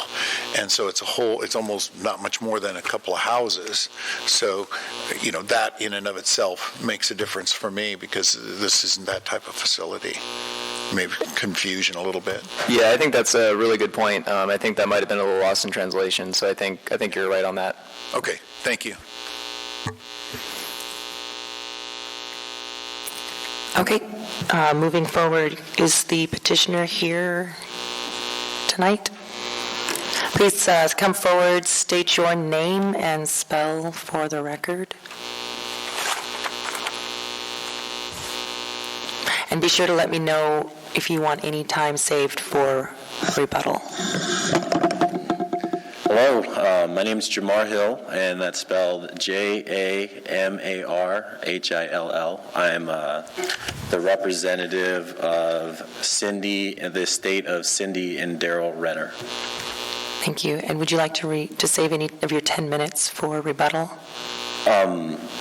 I guess I would imagine there may be some community questions, and so I'll save all of it, but this is my first time through the process, so at this time I'd like to thank you guys for looking over this case. Okay, so if you don't want to reserve any in specific, the time clock is shown right here, so you have 10 minutes total. Okay. So if you get down to the wire and you feel you should save some time for answering questions, I'll save 7 minutes. So you have a 3-minute presentation? Yeah, so Perfect. just for now, thank you guys for looking over this project. I really appreciate it. You, meaning the Urban Design Commission, and I also would like to thank City Planning for also reviewing this and just kind of coaching me through this process of being involved in community development and trying to push this project forward. That's all I got. That's perfect. Okay. Thank you. If that's all you have, do we have any questions for Mr. Hill? Commissioner Winchester has a question for you. Yeah, so are you representing, you're representing the petitioner, but are you going to be developing this project? Yes, I'm a board member of Gamers Baseball Alaska. Okay. And so, yes, I would be the developer of this project. And are you going to be operating this, or are you involved in it? How are you involved in it beyond? To expand on that, I run baseball programming all over the city. I'm the current Clark Middle School baseball coach, and what I found is a big challenge in the city is our facilities. And with baseball, the risk of having projectiles go around a building doesn't make us a very popular use. And the challenge with the kids living in this particular community is there's transportation issues and just funding issues. And so we examined how to come up with a less expensive option for kids to participate in the sport. The facility is less than 300 feet from the existing ball field, and it's basically something that's very accessible that kids could walk to, that are able to participate in the sport that is happening in an area that is in need of revitalization for kids to participate in. With kids doing more gaming and electronics use, they aren't out playing sandlot baseball, and so it actually adds value to an existing community asset in the park. So just to follow up on that, so you picked this area of town for this particular reason. It's close to those ball fields, the Lions Club ball fields and such, and obviously an area of town that could use some revitalization. Did you pick this particular area for that reason, or just sort of happened on it? Because you're dealing with a variance of a facility on a lot that's not the right size, all these different things. So I'm trying to find out, is there more than just... Absolutely. I'm in the mindset of I don't want to run your guys' time too long. But the answer to your question is absolutely. And so the challenge of what we ran into with the facilities and looking for a project, we just cast a wide net and looked at all the municipal codes and where this would fit, and had about 7 options. And ultimately, as far as a business plan would go, this would probably do a lot better in South Anchorage.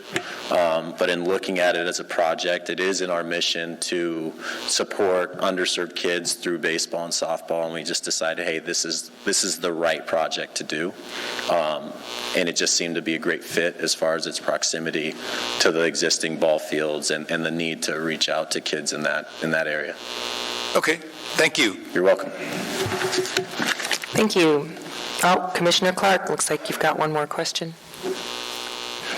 Well, actually, I think this is more a comment. This is also very close to Clark Middle School, so that would be very convenient for you, would it not?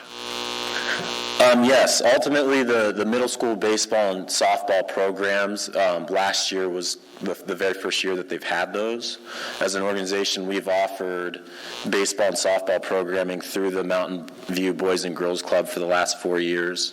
That's been offered as kind of grassroots, like wiffle ball type exposure to baseball. And the challenges for us have been transitioning those kids from that type of play to actually playing on teams and being involved in a sport.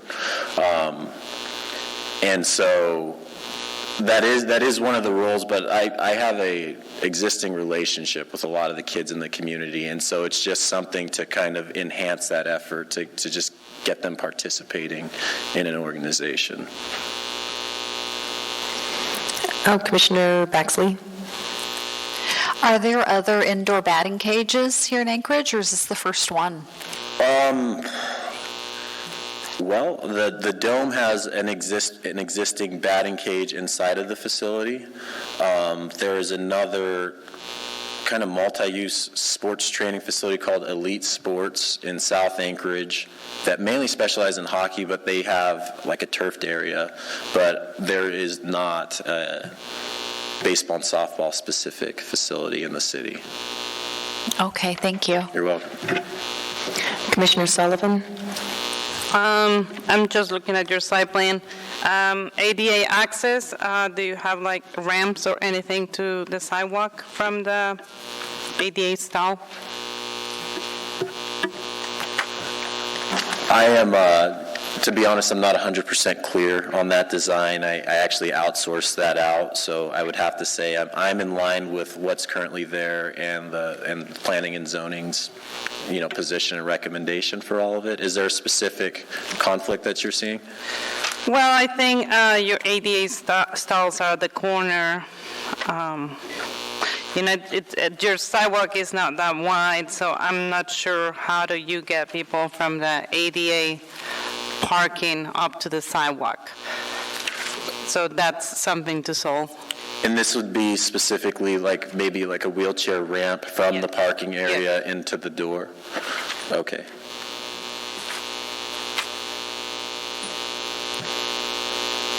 I don't have an answer for that. I'm not sure the design is actually at that level of detail, but we could definitely plan to have that into the final design. Okay, thank you. And then have you find anything about Title 21? Yes. Design standards? Yes, it would apply. So there's a 21-11-050 signs in residential districts. This would fall under that. Okay, and it's complying with everything? I don't know if there are any signs proposed currently on the plan, actually. But it would go through an administrative site plan review to make sure that, any signage issues were addressed. Thank you. Yes. And I also had a comment just about the ADA. This is also something that could be ironed out in the administrative site plan review because, again, there's nothing can move forward with this project until, so you'd have the variances here, and then we'd have an actual administrative site plan review where the whole site is considered and all the elements are looked over for conformance with municipal code. And they do have an ADA parking spot by the main entrance, and I would imagine that the ramps would be kind of where that hash mark area is, similar to what was happening with Panda Express previously. But that's something we would flesh out. Thank you. Was that all you had, Commissioner Sullivan? Thank you, I'm done. Commissioner McKee? I was going to say, the width is shown on the plans, it's 8 feet wide, so it is ADA compliant width, wide sidewalk in front of the building.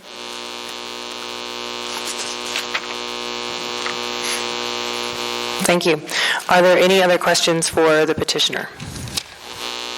Going once? Okay, Commissioner Morse. You only said once. I was waiting for my twice.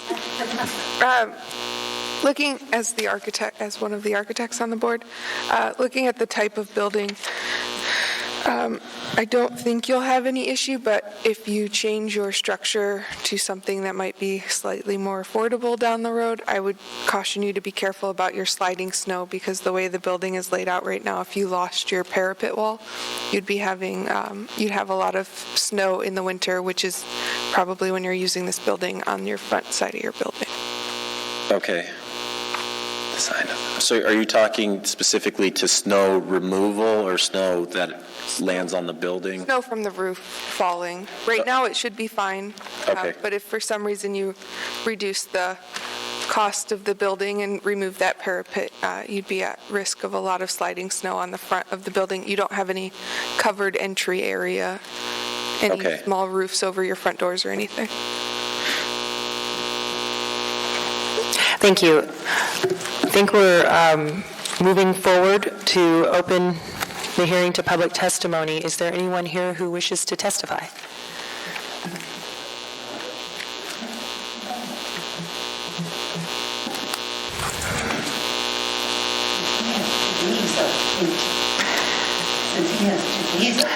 Good evening. Please state your name and spell it for the record. Yes, good evening. For the record, my name is Daniel George, last name George.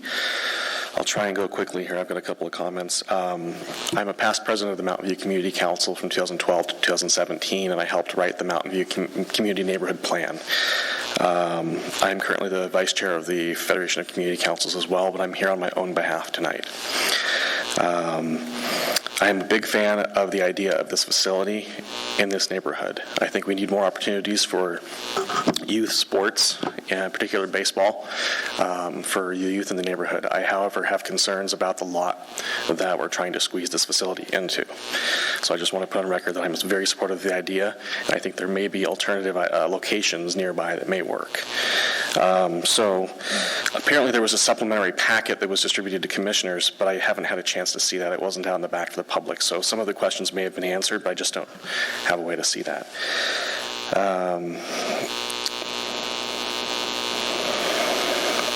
This was not discussed at the Mountain View Community Council. They are presently having their monthly meeting tonight right now. The highest concern I have is with the access to the alleyway, both the north-south alley and east-west alley. I think there was an allusion made to using the alleyway for some parking for the facility in some manner. I don't think that's appropriate. I think the most appropriate thing to do, because those are residential multifamily structures, is to keep a fence across that alley from the back side of this property. Currently, you cannot drive from the neighborhood out of the neighborhood because of the traffic chokers and bollards and whatnot. And that was intentionally designed and done so with participation of the neighborhood and APD and so on. A traffic study was not completed on this property or on this proposal, so I think there's some concerns that we really can't speak to without more information. It's unclear to me from the original proposal whether the access would just be bollards across the whole western side of the lot, or whether there's actually going to be like an actual barrier between the residential structures and the proposal itself.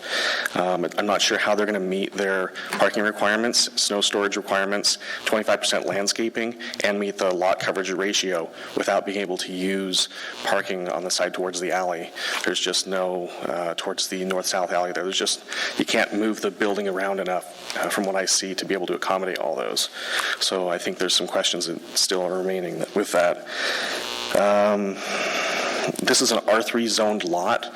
By rights, a developer could develop a residential structure here.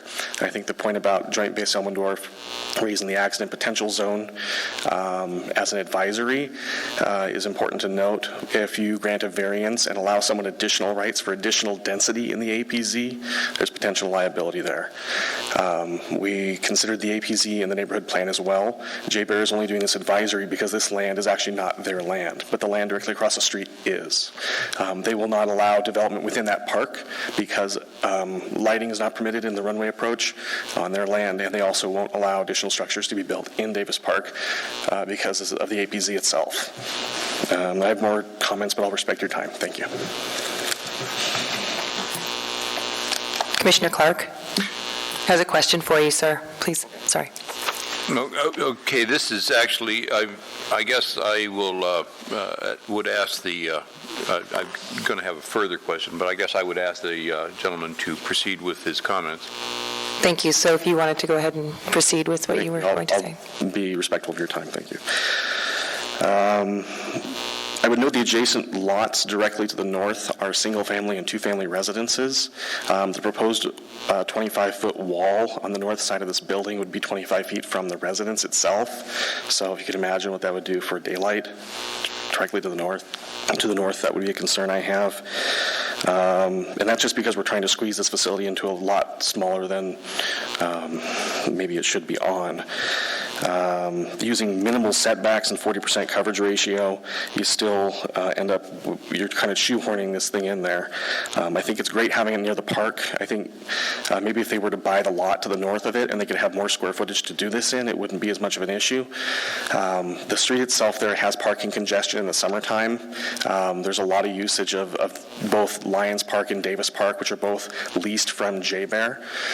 And so a lot of folks do park on the street there in the summertime. They have gatherings at the pavilion right across the street there. So there's not always a lot of parking. I don't know if this facility would have like fluctuations in usage where you have, no activity and then maybe a whole baseball team comes over kind of thing. So there's some questions about adequacy of parking and usage. I know that the intersection of North Pine and Mountain View Drive is not signalized, and of course we don't have a traffic study. But the adjacent intersection at McCary and Mountain View was very problematic. There was a $2 million, 8-year-long debacle where they tried to upgrade that intersection to make it a roundabout, and basically they spent all the money and then put in a stop sign. That intersection has a high percentage of pedestrian vehicle collisions, and actually I think had a fatality there at one point. So there's a concern about traffic coming to Davis Park in general, and if you add more traffic into that area without a signalization, you could have an issue. That's probably something you can overcome, but it's just a concern that should be noted.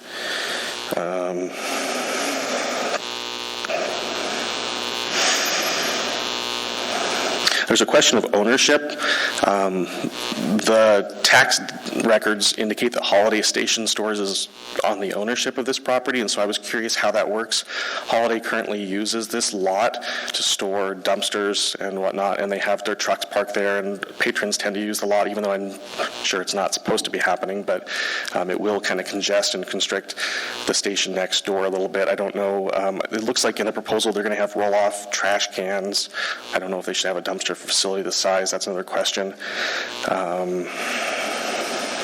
I don't know if this lot is contaminated. It's adjacent to a gas station. Basically, in general, I really support the idea of this. There's a lot of questions I think should be answered about this. I know this lot has been offered for sale. I believe this one's been for sale for a very low price for a while, and I think that makes it a good fit for the organization itself, but I don't know if it can be improved enough to really work well, but I think the current proposal, at least the initial one that I saw, there were some site plan issues, and I know a site plan comes after this, but it's kind of one of those things where you should get the answers before you approve it and send it on for site plan. So thank you very much. Thank you. Do you have questions? I have a question for staff, Okay. really. Okay. Do you have a question for him? Okay. Oh, you can, sir, please just, we will have questions for you after Commissioner Clark's question to staff. Okay. So my question basically, first off, I think the plan's a pretty good plan. I don't think there's going to be a lot of people there because I played baseball and I understand the circumstances. However, as far as the Mountain View Community Council not hearing about this, there was a publication out. It says no comments were received from the Mountain View Community Council. I would assume they were properly notified at the time because this went out in October, I believe, so there should have been ample time for them to be notified and to respond. Is that correct? That's correct. The Community Council received a notice like all our public hearings do. I did talk to Christine Bonnell. I called in and she was the planner on duty one day, and I asked to make sure that the council had received notice. There was recently a change in the location of the council's mailing. It now receives it at the Anchorage Community Land Trust. It moved from the old location to the new. By the time the council was notified, their next meeting was tonight. There were some residents that received the notices and brought it to our attention, which is how we found out about it. Okay, thank you. Commissioner Winchester, do you have a question for the? Yes, I do, Madam Chair. I have a few questions for you, sir. The first one is, have you seen or reviewed the application that has been made that's public information? Yes, this packet labeled G4. And were you aware that they have a parking agreement with the Lions Club across the street to handle overflow parking? No, I was not aware of that. Okay, thank you. I must have missed that. Thanks. Secondly, you made reference to the parking situation off of the alleys, but they are not parking in the alleys. As far as I can tell on any of these, they are using them as access, but they've made specific accommodations to block the alleys in a way so that there is no direct shot down the alley and then back out to the street. So they have maintained all of the situation, maybe you heard the testimony earlier tonight, so were you aware of that? They've maintained all the alleys with the circuitous way that they can't go directly back out, and they've maintained the bollards and all of that. Thank you for the question. Actually, my comment was actually in reference to a comment made by planning where they referenced some bicycle and additional parking spot that may be used by staff from the alley. And I didn't know if that was something that was incorporated with the supplementary packet that I hadn't seen. No, that was in the original drawings, and in fact, it stayed, they actually eliminated some parking spots and put some bicycle racks in, but they basically access. It looks like staff might have something to say about that. Excuse me. Yeah, I can chime in real quick. So what I referenced, so with the original site plan, there was more parking on the proposed, I believe, on the west side of the structure, at the north-south alley, as you were discussing. And what I was referencing was they actually removed from the previous site plan to the current site plan, they reduced the amount of parking to only 2 spots that they would sign for employee-only parking spots.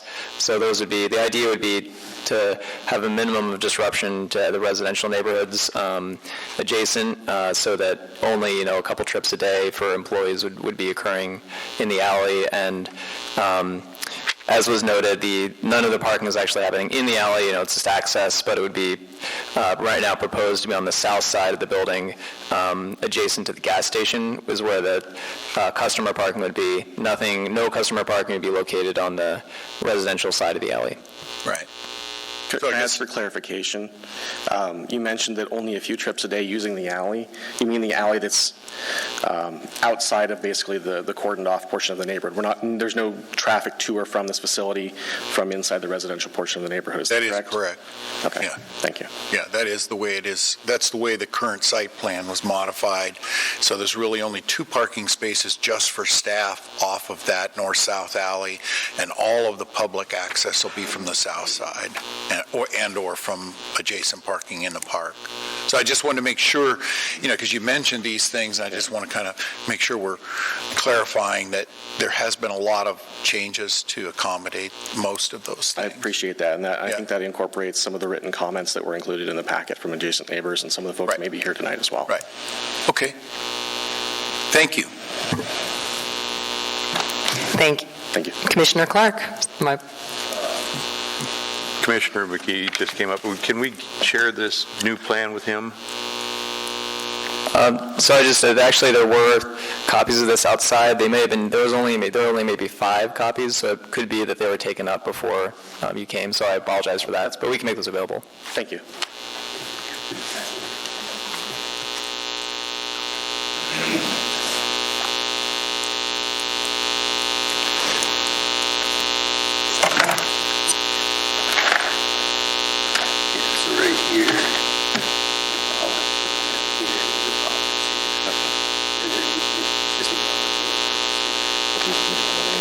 These are added,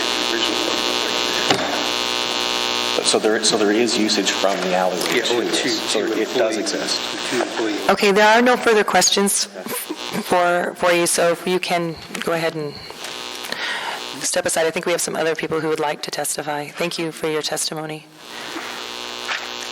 If you can please state your name and spell your full name for the record. All right, Phil Waters, 410 North Bliss, been there for 30 years. I know what it's like Can when you please spell your name for the record? Waters. Been there for 30 years. I know what it's like when the streets weren't blocked, that alley was open, and everything else. And it's a nightmare. Your pets get ran over, just bad news. So the best things that happen to that deal is they block that alley off, put the dead end on the street, and calm the traffic down. And that is great. And as long as this latest plan does what it says it's going to do, we don't have any problem at all on Bliss Street. Everything looks like a good go. In fact, it might be a good addition to the neighborhood. Thank you. Are there any questions? Nope. Okay. Is there anyone else here who wishes to testify? Okay. Mr. Hill, would you like to speak to any testimony that you've heard this evening?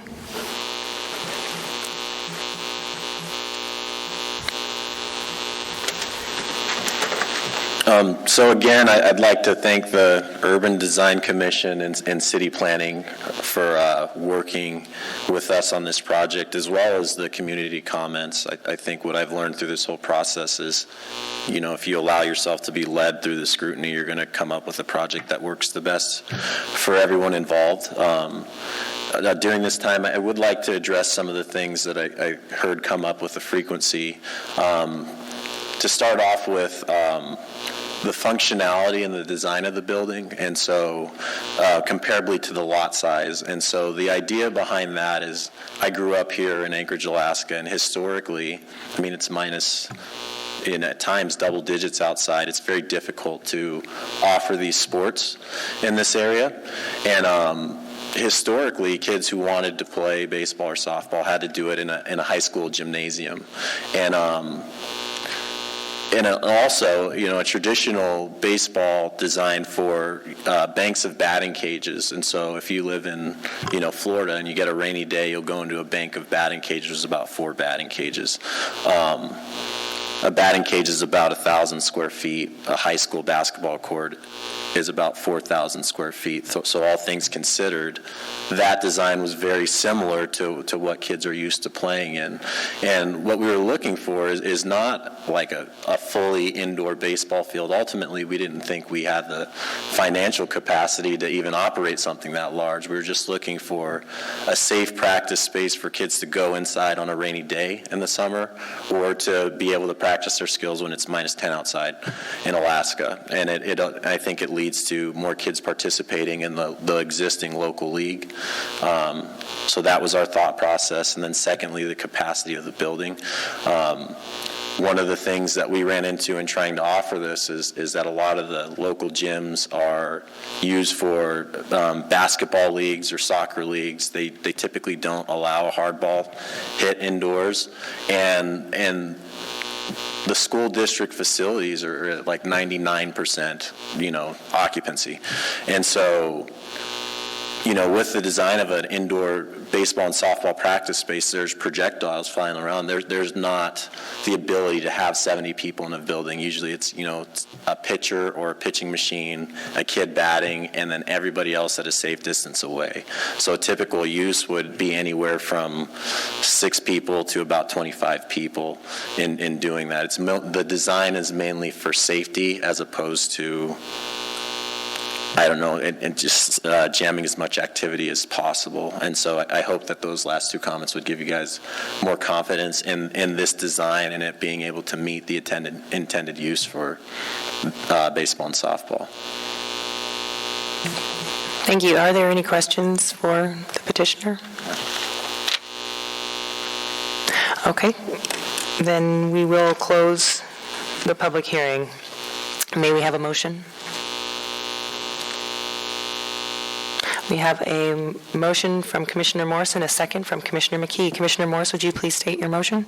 Yes, I would like to move to approve case 2019-0162, the request for design variance for AMC Title 21 sections 2105-040C2 and 2105-040C2B3.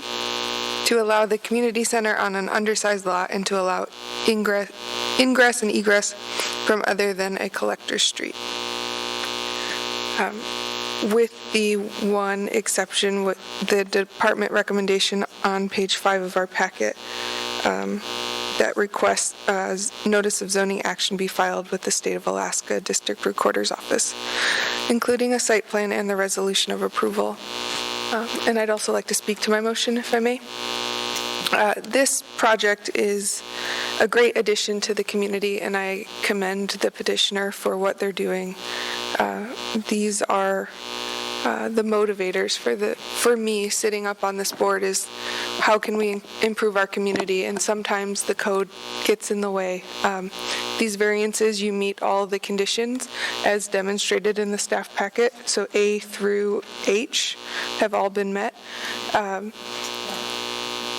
And what you're doing is it's for the kids, right? We're all here to to clarify the code, and what you're doing is fitting a project that should fit. It almost fits, and it just was kind of out of the black and white. So thank you for your patience on going through this process. Thank you. Commissioner McKee, would you care to speak to your second? Yes, I would. I think that this is a really good addition, and it's in alignment with the effort to revitalize Mountain View. I think that you're building this facility within walking distance of all of the new housing that's being developed in Mountain View. It's also adjacent to a current park facility. I also think that you responded to the community's comments by providing not just the existing Jersey barriers and bollards, but also adding additional bollards, which will block access to that alley further. I think the building and the additional bollards will block access. And I think that this is an improvement in what potential activities might occur in a recreational facility versus an empty vacant lot behind a gas station. So I think this is going to be a great addition to Mountain View. Thank you. It looks like we have some discussion. Commissioner Clark? I want to say that I intend to support this petition as well. I'm absolutely convinced that there may be better locations, but I don't think that there's going to be something that fits this particular need better because of the price involved and the amount of need for this type of thing. Our communities need more things where kids are more physically active every place. And in Mountain View, I'm sure it's even more necessary, and I applaud the petitioner for taking this on. Thank you. Commissioner Sullivan? I also intend to support the motion. It's a great project for the community, definitely. I just think that you guys should really take a look into the accessibility and ADA requirements around your site. It seems like at the corner won't work. You know, it's like I can't put it together. But I trust that you will take a look, and I will not add it as a recommendation. Thank you. Commissioner Winchester? Thank you, Madam Chair. I also intend to support this project. I think I don't think I've seen anything other than the Boys and Girls Club done in Mountain View in recent years, and some of the people I was involved with did that. That's going to do more for Mountain View than this project right now, and you know, we could do all the things we want with housing, and we can do all these different projects and, you know, support, but giving an active space where our youth actually have an opportunity to grow and become something other than just on the street truly is absolutely commendable beyond that. And I can't. I know this particular site very well, and the fact that it's across from a park has been mentioned and other things. It's amazing what you've put together. So I'm really thankful. Thank you, Commissioner Winchester. If there's no further discussion, I think we need to move forward with a vote on this case, 2019-0162.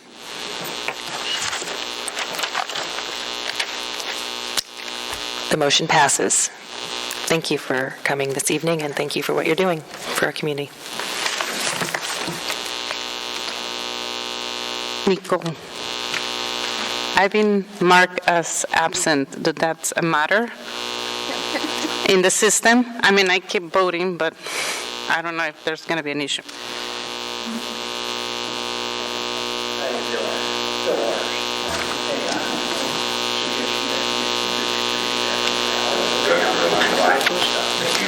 Okay. It looks like we have one more case on our public hearing, which is case 2020-0007, and the petitioner is the Municipality of Anchorage Planning Department. May we have your presentation? Sure. So this is a relatively brief and simple one. We just have an ordinance that we're going to bring before the Assembly that clarifies just kind of something that was missing in code, in the sense that there is an understanding that all 4 boards and commissions that the Planning Department staffs, the Urban Design Commission, the Planning and Zoning Commission, the Planning Board, and Zoning Board of Examiners and Appeals, One moment, please. Can we please have some quiet time here in this assembly chambers? You can take your conversation outside. Thank you. Good evening. Okay, my apologies. Continue. Thank you. So this ordinance is meant to just clarify that there's a 9-member requirement for full membership of each board. Currently, the Planning and Zoning Commission and the Urban Design Commission have that requirement, but the Zoning Board of Examiners and Appeals and the Planning Board are left out. So what you have in front of you is the first page is just a quick summary of what the Assembly Ordinance does. Then you have the Assembly Ordinance behind that, and then the Assembly Memorandum.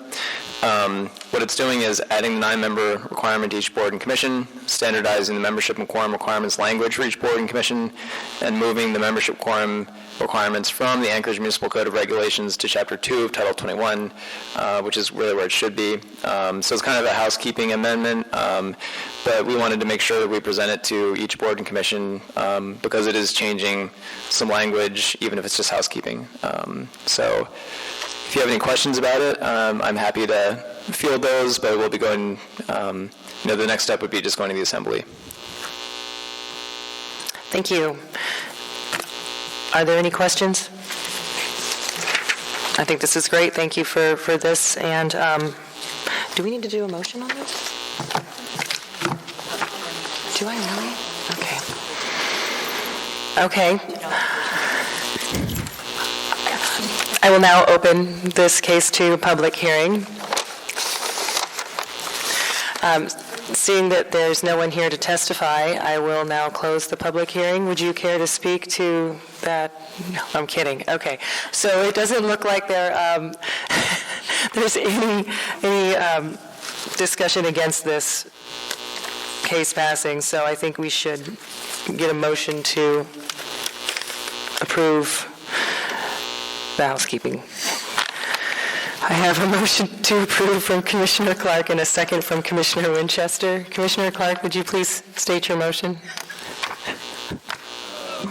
As near as I can tell, I move to approve the motion or the proposed ordinance that ups the number required in the Assembly Ordinance, I guess, to standardize the quorum requirements for each of the boards. I can't think of any way else to say that, so. You did state that you intend to support your motion. I do intend to support the motion. Thank you. Commissioner Winchester, would you care to speak to your second? Okay. Sure. It is case 2020-0007, Board and Commission's Assembly Ordinance. Thank you. And yes, I intend to support. Thank you. Commissioner Morse? Yes, I wanted to add some gratitude for staff for taking on these code changes and the little background work that keeps our system moving smoother than it used to. Thank you. Commissioner Sullivan? I don't know if it matters or not, but I was just looking at the amount allocated to art and what it takes, it's associated with it, and everything that is associated with the design, construction.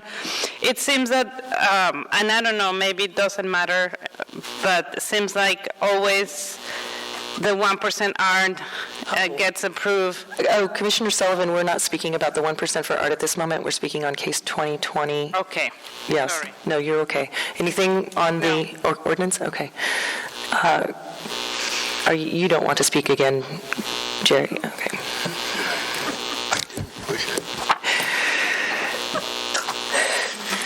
Okay. I think now, if there's no further discussion, we should vote.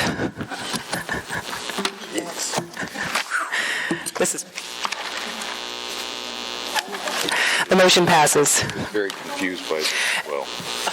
And moving on, that was the last case of the public hearing. We do have this public art program, code revisions, 1% for art, and I do not see Gideon Geralt here to speak on this. Is this an informational item, staff? I believe that must be an informational item. I haven't seen it, but I actually am somewhat familiar with 1% for art changes and things that have been going on, so if there are questions, I may be able to field them, or at least we can direct them to Gideon. Okay, thank you. Sorry, I don't have that other page. That's what I was lost. Oh, okay. Yeah. Okay. So did you? I was reading so fast and furiously and not paying attention. So sorry, but that's okay. I was just reading through the funds and the art, what they, where the money goes and everything. I just would like to give us a feedback that there's always it's approved, it's within the budget, and they allocate the money, but then when the project gets into construction, it's not being coordinated with all the needs that the building, with all what the building needs to support that art. And sometimes projects get into now who's going to pay? And that's a big problem that I see with the 1% art. Here, for example, in the library, we had the sculptor at the front, and then there were a lot of issues, how is going to get support, and who is going to pay for, the structural support and the design, and it just went on and on. So I'm not sure why it's not really coordinated. Yeah, I do know that they are proposing, they're trying to actively get more, I think, devote some more of the money to ongoing maintenance. In terms of the actual process of the design and construction and how that money is spent, that would be, I think, a question to reach out to Gideon about. But, yeah, I hear you. Thank you. Commissioner Morse, did you have a question? Point of privilege, may I be excused? Okay. Is there any other questions about the 1% for art program? Okay, can we get a motion to adjourn? I have a motion from Commissioner Winchester and a second from Commissioner Morse. You may